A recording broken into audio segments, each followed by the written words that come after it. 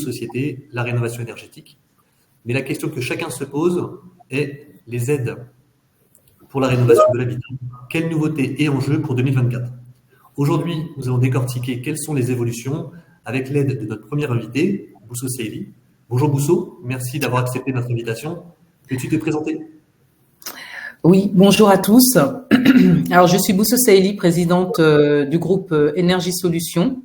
Énergie Solutions est un acteur global de l'efficacité énergétique. Nous accompagnons nos clients, entreprises, industriels, copropriétés, collectivités, dans leur démarche d'optimisation énergétique. Et pour ce faire, nous nous appuyons sur nos deux filiales, Énergylise, qui intervient dans l'identification des pistes d'économie d'énergie grâce à notre bureau d'études, mais également dans le financement des projets d'efficacité énergétique, notamment grâce au C2E.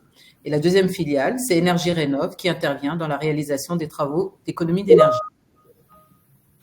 Merci Bousso. Notre deuxième invité est Hugues Durosquat. Bonjour Hugues, peux-tu te présenter? Oui, bonjour, donc Hugues Durosquat, moi je suis directeur marketing et communication d'Imancy, groupe Prémistar. Et en fait, on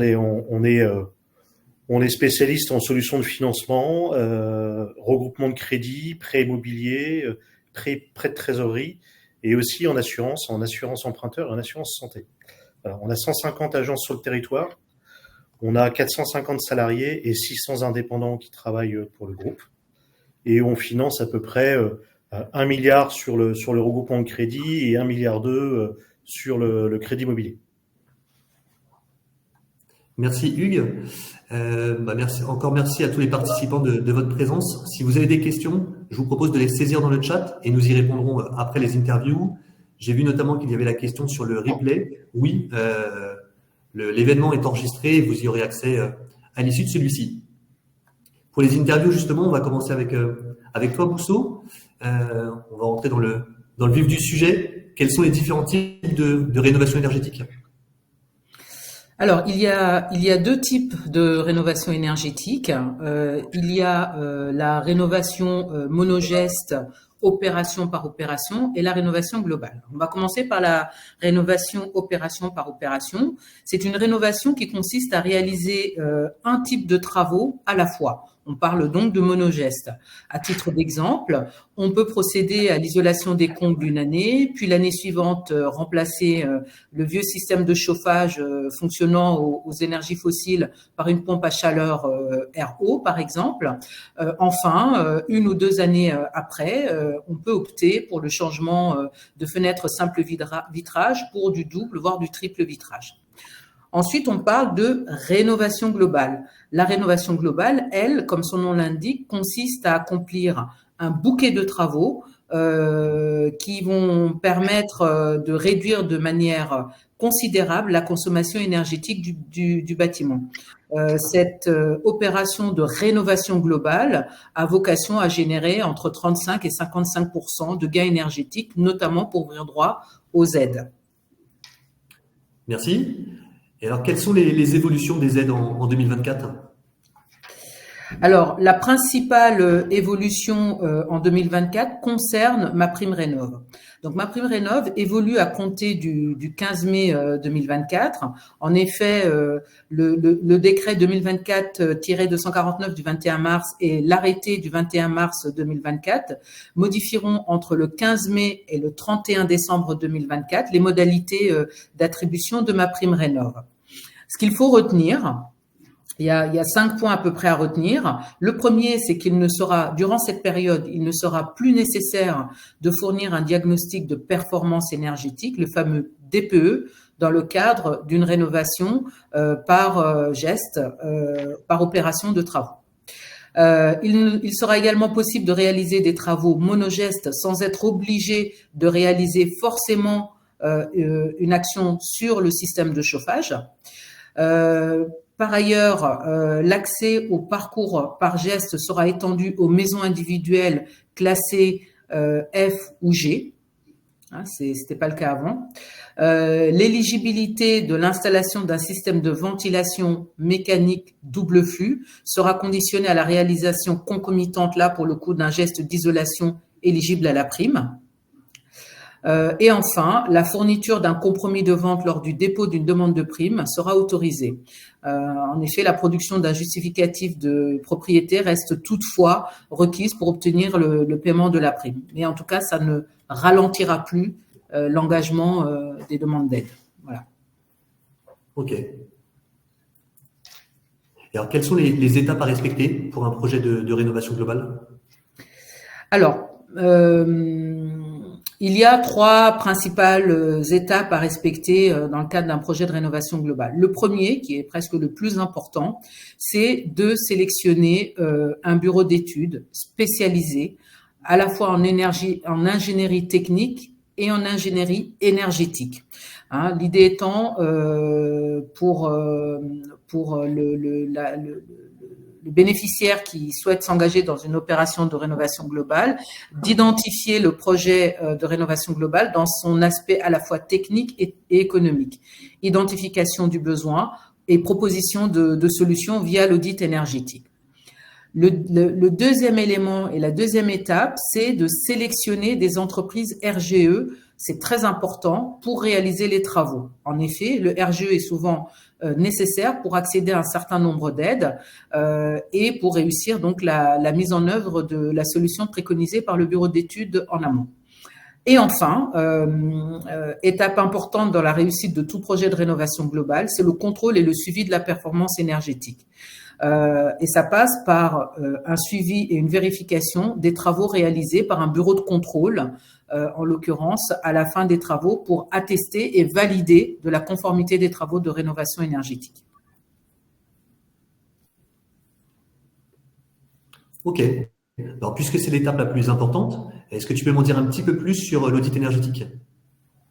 Oui, alors l'audit énergétique, au-delà d'être potentiellement peut-être considéré comme une obligation, c'est vraiment une opportunité dans le cadre d'un projet de rénovation globale, puisque l'audit énergétique consiste finalement à réaliser un état des lieux du bien. Sur la base en fait des éléments collectés et de la visite sur site, le bureau d'études analyse les performances énergétiques du bâtiment. Grâce aux connaissances de l'auditeur et à l'usage de logiciels de simulation thermique, des préconisations de travaux sont proposées. Il y a alors 2 ou 3 scénarios de travaux proposés et tous ces scénarios incluent notamment l'estimation du coût des travaux et l'estimation des aides et des subventions mobilisables pour réduire le reste à charge. À la suite de l'audit énergétique, il convient de poursuivre l'accompagnement avec une assistance type assistance à maîtrise d'ouvrage qui peut être ou technique et ou financière pour être assisté tout au long du processus de réalisation des travaux dans la consultation et le choix des entreprises, le montage des dossiers de demande de financement et bien sûr le suivi et la réception des travaux. Ok. Et alors, quelles sont les aides financières mobilisables dans le cadre d'une rénovation globale? Alors, plusieurs dispositifs d'aide sont proposés pour financer les projets d'économie. On les distingue de la manière suivante. Il y a les aides privées de type C2E, certificat d'économie d'énergie, qui sont diffusés par le canal des énergéticiens. Il y a des aides publiques. La plus connue, c'est MaPrimeRénov', qui est portée par l'ANA. Il y a également des aides locales ou régionales. Et enfin, il y a d'autres types d'aides dites individuelles selon le profil du ménage avec des enveloppes, des subventions qui peuvent être mobilisées auprès des caisses de retraite, de la CAF ou des mutuelles. Ok. Alors, on voit que c'est un sujet qui est assez complexe. Comment bien réussir son projet de rénovation globale? Comment être bien accompagné? Alors, tu utilises le mot-clé, il est indispensable de se faire accompagner. Se faire accompagner par des professionnels de la rénovation, des maîtres d'œuvre, des assistants à maîtrise d'ouvrage, etc. Il est important de sensibiliser les occupants des copropriétés lors des assemblées générales ou lors de la visite du bâtiment dans le cadre des audits énergétiques, de les sensibiliser sur les enjeux de la rénovation globale.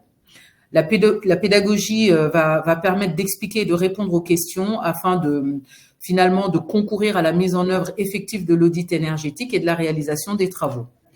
Il est donc indispensable de faciliter la prise de décision en apportant également la partie financière, qui est souvent un élément bloquant dans la décision de réaliser des travaux, afin de réduire le reste à charge et d'apporter des modalités de remboursement adaptées à la situation de chaque copro. Merci Bousso pour ces précieuses recommandations. Et du coup, qui dit reste à charge pour le client, dit financement de celui-ci. Je me tourne donc vers toi Hugues. Quelles sont les solutions qui s'offrent au client pour payer son reste à charge? En fait, tout dépend de la situation du client.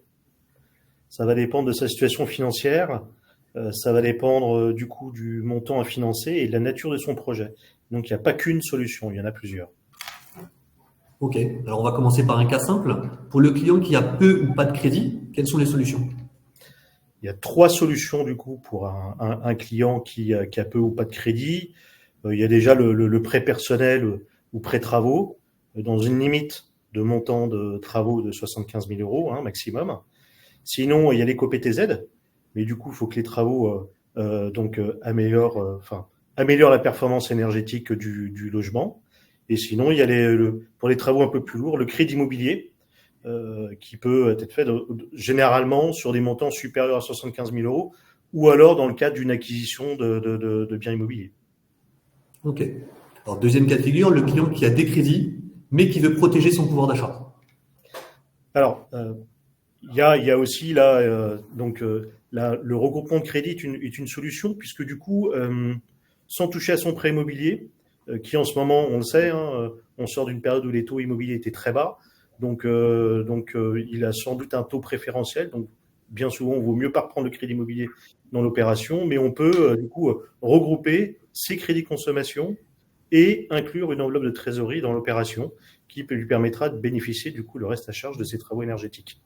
Voilà.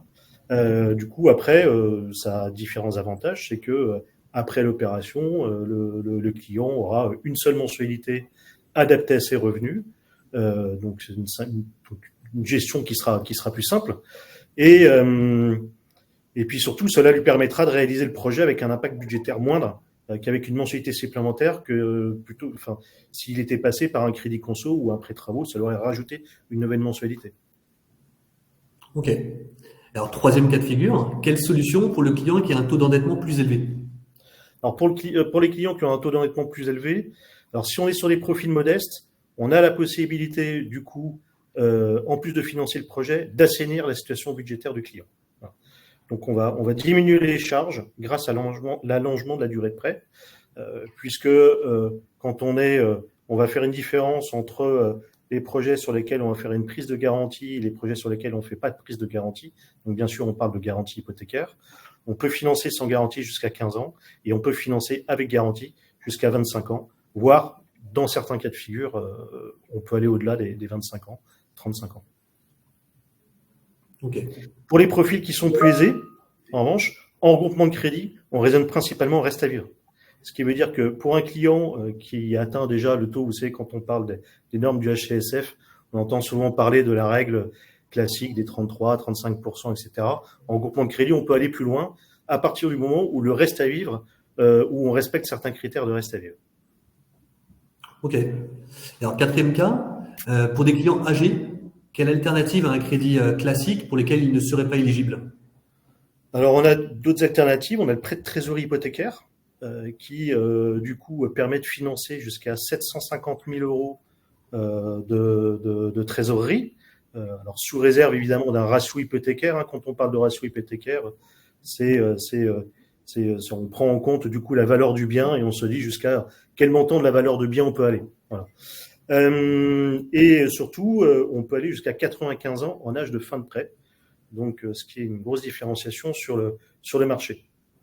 Et évidemment, il faut une assurance adaptée, mais il faut savoir que dans ce type d'opération, l'assurance, bien que vivement conseillée, est légalement facultative. Sinon, il y a une nouvelle solution qui vient de se mettre sur le marché, qui est le prêt viager hypothécaire aussi, et qui du coup permet de financer un projet tout en gardant la propriété de son bien, contrairement au viager classique. Et autre avantage, c'est que ça permet du coup d'obtenir un crédit sans supporter une mensualité de crédit, le crédit est remboursé au moment du décès. Ok, belle avancée. Alors du coup, on parlait d'assurance juste avant. Oui.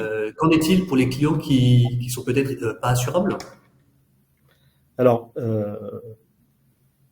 la quasi-totalité des personnes des ménages sont assurables. Après, il y a ce que je veux dire, c'est que on a aussi, il existe aussi du coup plein de contrats sur le marché. Il y a des assureurs qui vont plutôt être sur des contrats assez classiques et d'autres qui vont être plus qui vont plus se focaliser sur des marchés de niche. Donc il y a des contrats, il y a des solutions dans la quasi-totalité des cas. Quand on parle de quasi-totalité des cas, si on a par exemple un refus d'assurance auprès d'un contrat bancaire, on peut trouver aussi des solutions sur le marché pour financer des projets ou des profils qui sont considérés comme atypiques, gros capitaux, des personnes qui exercent des métiers à risque, des personnes frontalières ou alors des personnes avec un risque aggravé de santé. Voilà, Comme tu le disais, donc un client qui n'est pas prévoyant, qui n'a pas d'appétence à l'assurance, peut renoncer également à l'assurance. Tout à fait, tout à fait. Okay. Légalement, oui. Okay. Et puisqu'on parle d'assurance, quelles sont les autres opportunités qui s'ouvrent pour le client dans le cadre d'une opération comme celle dont on parle aujourd'hui de sa rénovation énergétique? Alors, je veux bien que tu précises ta question. Aujourd'hui, le client, on parlait de son prêt immobilier qu'on ne doit pas toucher. Est-ce qu'il y a d'autres opportunités qui s'offrent à lui sur le marché actuel? Exactement. Oui, la loi Lemoine. Okay.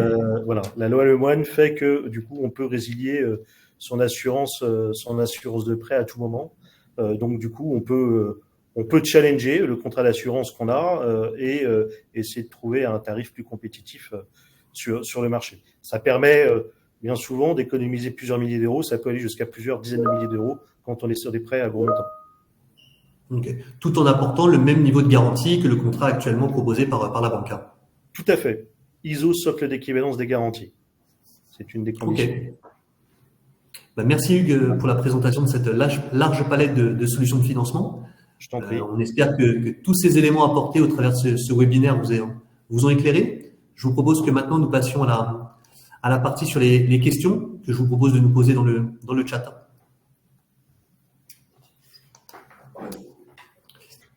Je vais regarder si nous avons déjà quelques questions qui seraient arrivées.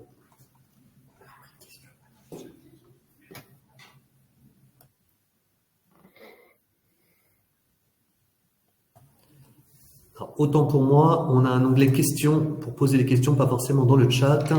Donc, on a une première question qui est tombée, qui va plus être pour Bousseau. Quelles aides pour les pros, comme des marchands de biens, par exemple? Alors, au niveau des aides, alors je vais essentiellement parler des C2E et de ma prime rénov'. Alors, le profil marchand de biens n'est pas un profil qui est accompagné. D'accord? Ce qu'il faut retenir dans le cadre de ces dispositifs d'aide, c'est qu'ils ont vocation à permettre à des ménages occupants ou des propriétaires bailleurs d'améliorer la performance énergétique du bâtiment pour finalement réduire la consommation énergétique des occupants. Le marchand de biens, il a vocation finalement à acheter pour revendre, donc finalement, lorsqu'il réalise des travaux d'économie d'énergie, il a vocation à vendre le bien derrière, donc il ne va pas bénéficier de ces aides. D'autant plus que les aides tiennent compte de manière systématique, quand on parle de particuliers en l'occurrence, de la situation sociale du ménage, le niveau de revenu, le nombre de personnes composant le foyer, et de ce profil va dépendre le montant et le niveau des aides. Donc les marchands de biens ne sont pas accompagnés spécifiquement dans le cadre des dispositifs d'aide. Merci Bousseau. On a d'autres questions qui arrivent. Pour un client particulier, combien de temps faut-il pour avoir une acceptation des aides et un montant? Alors, je pense que le montant, ça va être difficile de nous apporter des éléments précis puisque chaque cas est très spécifique, tu vas pouvoir revenir dessus, mais Mhm. au moins sur le délai de traitement du dossier. Oui. Alors, au niveau de la demande, hein, si je lis bien la question, hein, c'est combien de temps pour avoir une acceptation du dossier? C'est somme toute assez rapide si nous disposons de l'ensemble des éléments. À titre d'exemple, nous, dans notre cas, que ce soit pour les C2E ou MaPrimeRénov', sur la base à la fois du devis, de l'avis, du dernier avis d'imposition, du lieu de réalisation des travaux, on est capable d'estimer le montant des aides et de prévalider finalement le montant des C2E, des certificats d'économie d'énergie. Donc c'est somme toute assez rapide dès lors que nous disposons de l'ensemble des éléments et des informations. Pour une raison très simple, c'est que le barème des aides est connu. Les modalités de calcul des aides sont publiées par arrêté dans le journal officiel. Et donc, on n'est pas dans une démarche qui consiste à déposer un dossier auprès d'un service instructeur, comme une banque, qui va étudier le dossier et donner un accord ou un refus. Soit vous répondez aux critères et on vous calcule la prime, soit vous n'y répondez pas, vous n'êtes pas éligible à la prime, mais on le sait quasi immédiatement.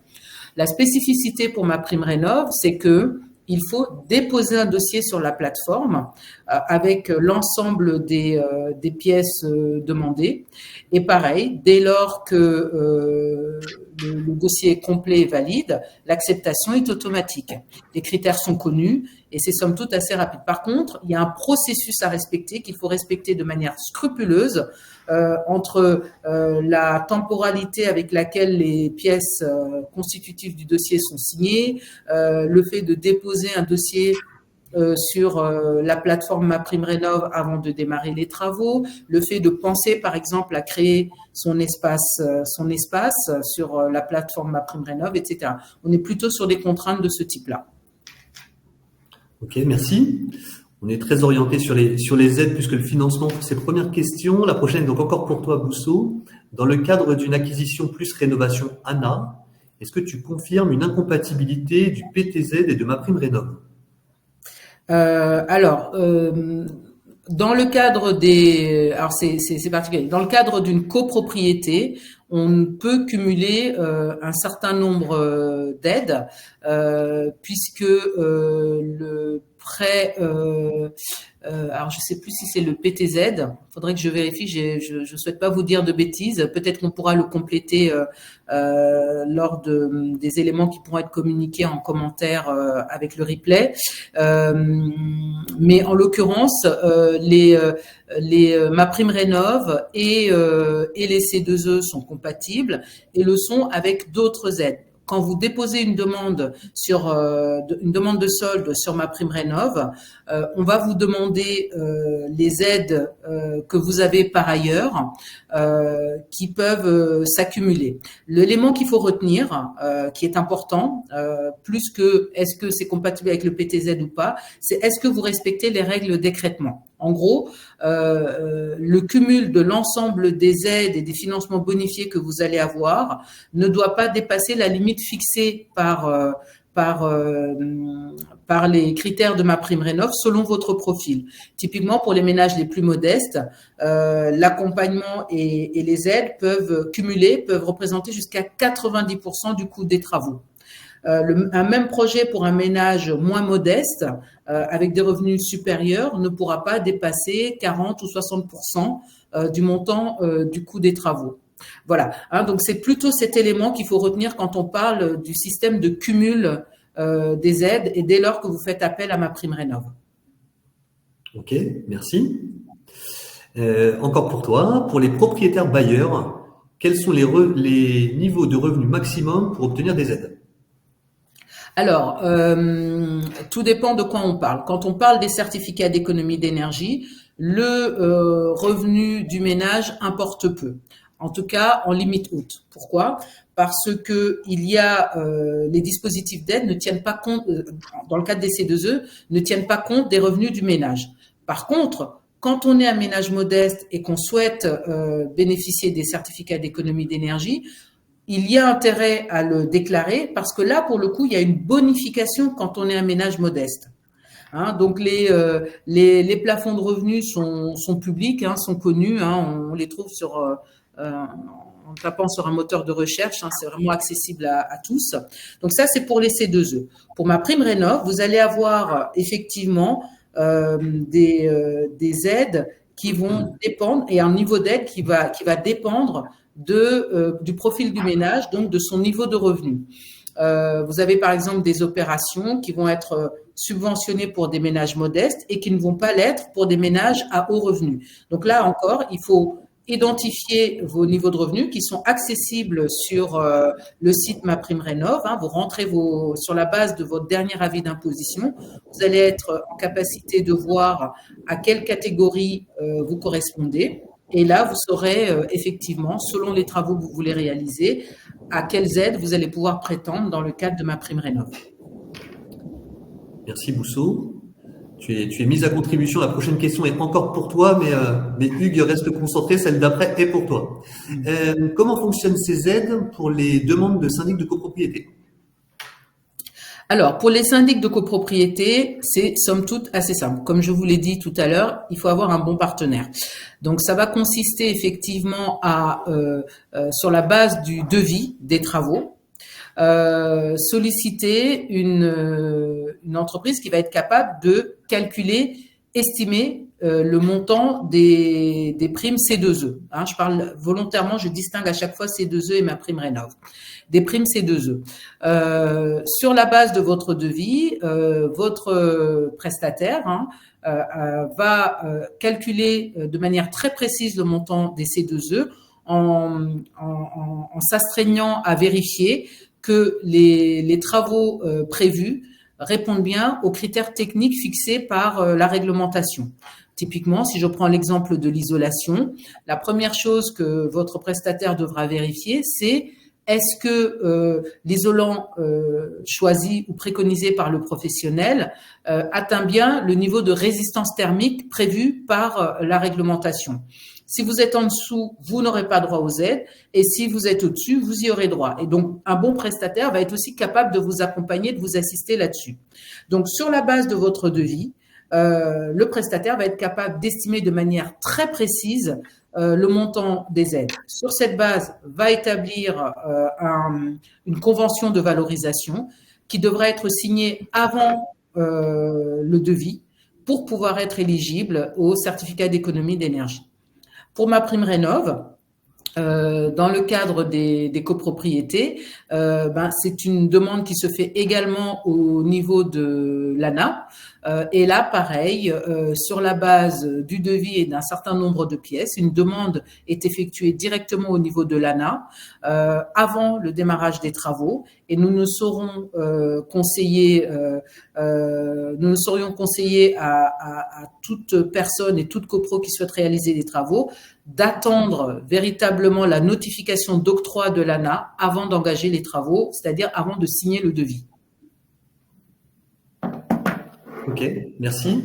La prochaine question assez technique. Pour les copropriétaires qui souhaitent se lancer dans l'exploration de la performance énergétique globale du bâtiment, existe-t-il des solutions de financement? Ces solutions sont-elles individuelles au titre de la copro? D'accord. La question est précise et claire. En l'occurrence, quand on parle d'exploration, c'est finalement la phase amont des travaux, c'est-à-dire l'identification des pistes d'économie d'énergie et finalement de savoir vers quel type de travaux aller pour améliorer la performance énergétique de la copro. Donc, on parle véritablement de la phase audit. Donc, cette phase audit, effectivement, peut être financée. C'est souvent quelque chose qui n'est pas connu des copropriétés et des syndics, puisque dans le cadre de MaPrimeRénov', il y a une aide qui permet de financer, de subventionner jusqu'à 30% du coût de l'audit. D'accord ? Par ailleurs, effectivement, il existe des dispositifs d'aide à la fois collective et individuelle. Collectif, dans le cadre d'une copro, on va parler effectivement des certificats d'économie d'énergie, on va parler de MaPrimeRénov'. collective, mais on a également des dispositifs d'aide individuelle dans le cadre également de MaPrimeRénov', mais on a évoqué tout à l'heure des aides individuelles de type subvention, caisse de retraite, mutuelle, CAF, voire région également. Donc il est tout à fait possible de cumuler ces aides, l'idée étant pour chaque copropriétaire, selon son profil, d'avoir le reste à charge le plus réduit possible.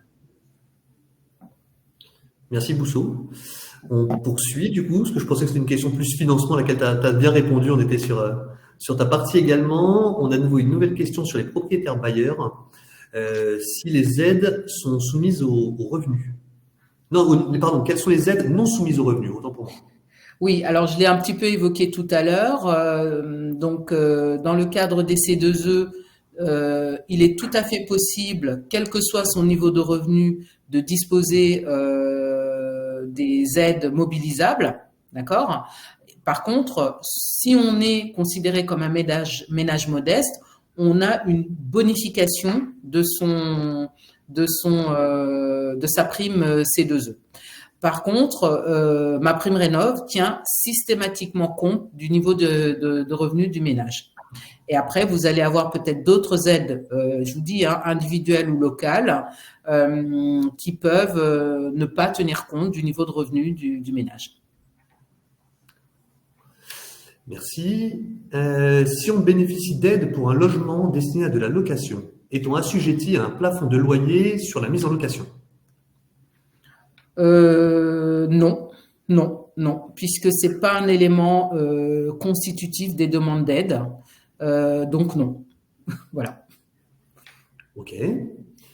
Une fois le reste à charge déterminé, le client doit-il avancer la totalité en attendant le remboursement des aides? Alors, par principe, effectivement, les dispositifs d'aide s'articulent de la manière suivante. Le bénéficiaire, le ménage, signe sa convention C2E ou MaPrimeRénov', ou dépose son dossier MaPrimeRénov', valide son devis, démarre les travaux, et une fois les travaux terminés et payés, il demande le versement des aides. Donc, il avance les fonds et il attend la fin des travaux pour pouvoir être remboursé partiellement grâce aux aides. Maintenant, dans le cadre de MaPrimeRénov', il y a une possibilité de demander une avance des aides avant la fin des travaux. Il faut penser à le faire. C'est une demande qui se fait en ligne directement sur la plateforme et l'ANA est tout à fait disposée à faire l'avance de MaPrimeRénov' sous réserve du respect de certaines conditions. On a moins ce dispositif-là dans le cadre des certificats d'économie d'énergie, puisque les services instructeurs ont besoin de s'assurer de la réalité de la réalisation des travaux avant de verser les fonds. Ok, merci. Question assez spécifique. Cas client, je n'ai que des prêts immobiliers, j'aimerais faire des travaux dans mes locatifs.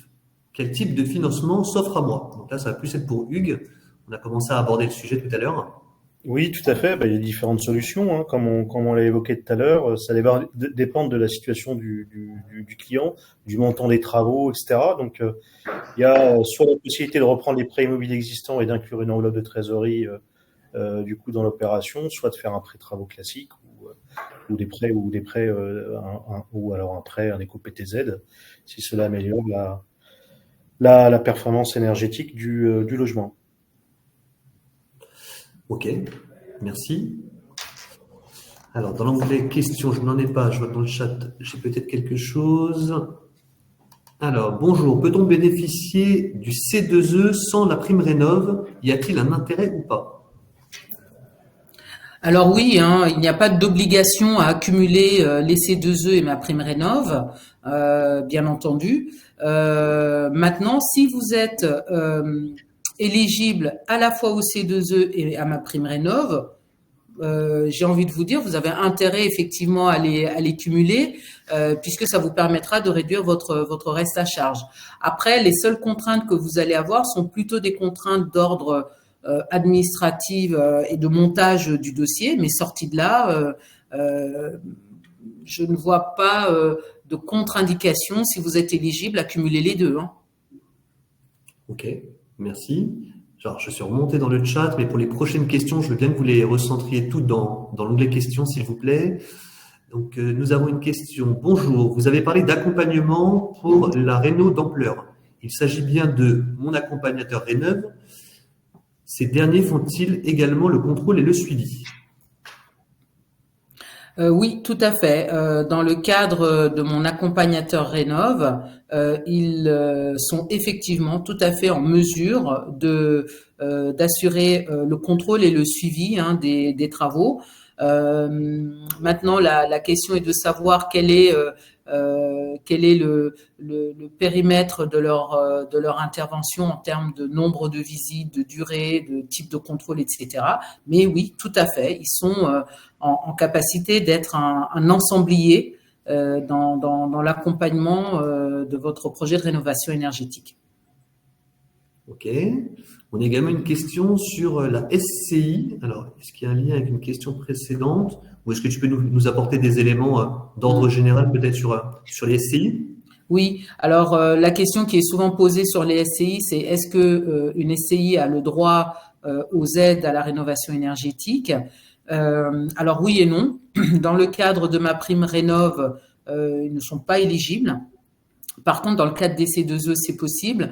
Par contre, le nombre de, parce que les SCI peuvent, alors les SCI propriétaires occupants, ce qui peut être, en fait, la problématique qu'on va avoir sur les SCI, c'est la prise en compte ou non des revenus du ménage.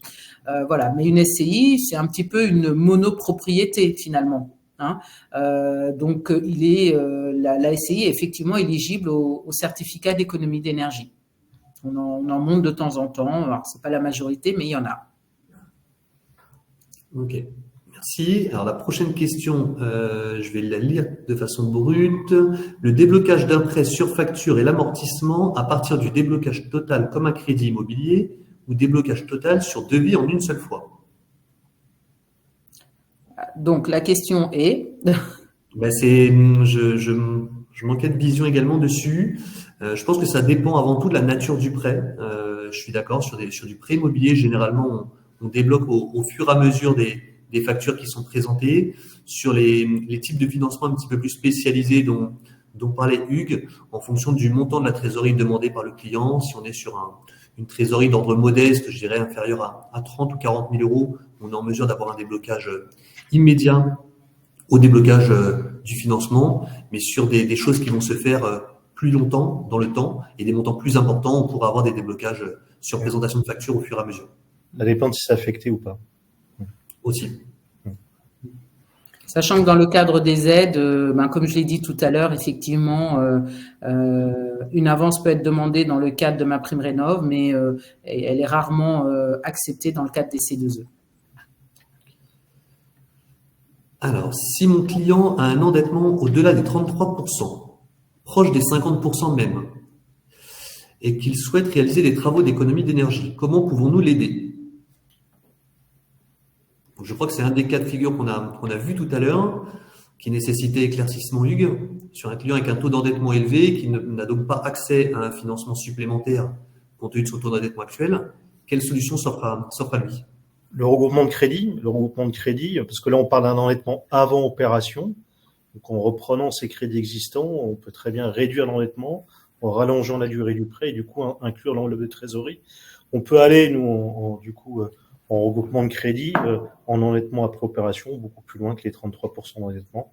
Voilà, on peut monter à 45% sur du propriétaire avec garantie immobilière. Merci Hugues. Je me retourne vers toi, Bousseau. Quelle différence entre mon accompagnateur Rénov et Energilise? Alors, mon accompagnateur Rénov correspond en fait à des oui, comme leur nom l'indique, à des accompagnateurs qui ont finalement été référencés dans le cadre de France Rénov. Voilà, hein, c'est finalement ça peut être des diagnostiqueurs, des auditeurs qui vont déposer finalement un dossier de qualification ou de référencement, pardon, c'est le bon terme, de référencement auprès de France Rénov'. D'ailleurs, nous, notre dossier est en cours.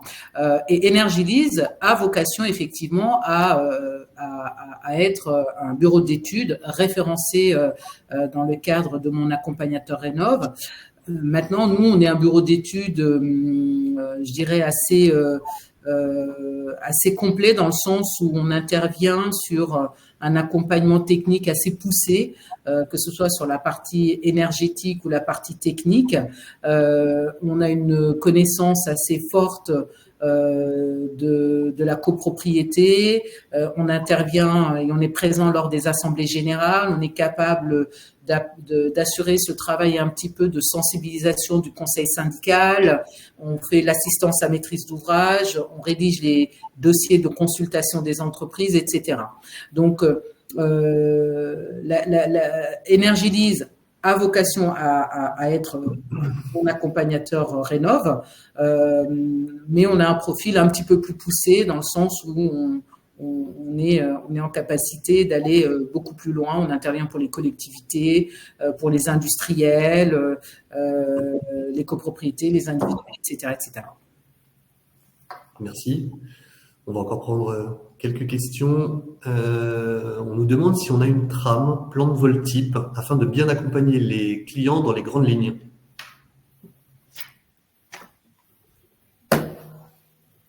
Alors, j'imagine que c'est quelque chose qui peut effectivement être produit et co-construit. Hein. Je parle sous le contrôle d'Hugues en sa qualité de directeur marketing d'Imancy. Mais en tout cas, oui, en tout cas, les données existent, les informations sont connues.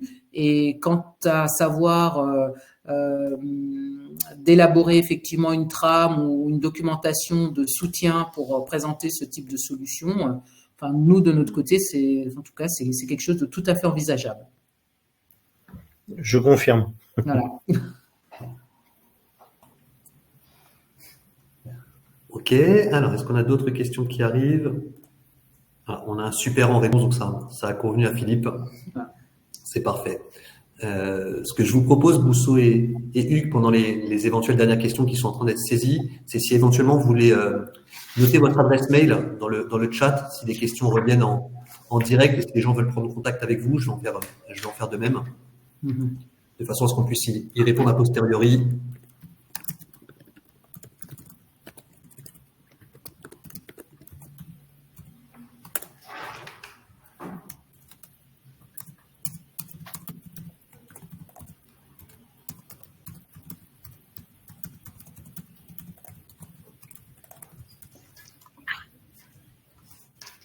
Et donc, n'hésitez pas à nous solliciter.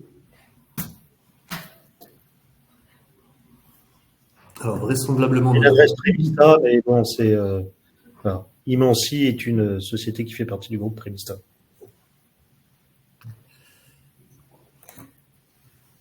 Alors, on dirait qu'on n'a pas de nouvelles questions. Donc, ça va être le moment de conclure. Merci Bousso et Hugues pour votre participation à ce webinaire. Donc, le replay sera disponible dans les prochaines minutes. De toute façon, dans le cadre de votre inscription, vous avez reçu des messages automatiques. Merci encore de votre participation. Et donc, Bousso, Hugues et moi restons à votre disposition pour approfondir toute question potentielle. Très bonne journée. À bientôt. Merci à tous. Beaucoup. Bonne journée. Au revoir.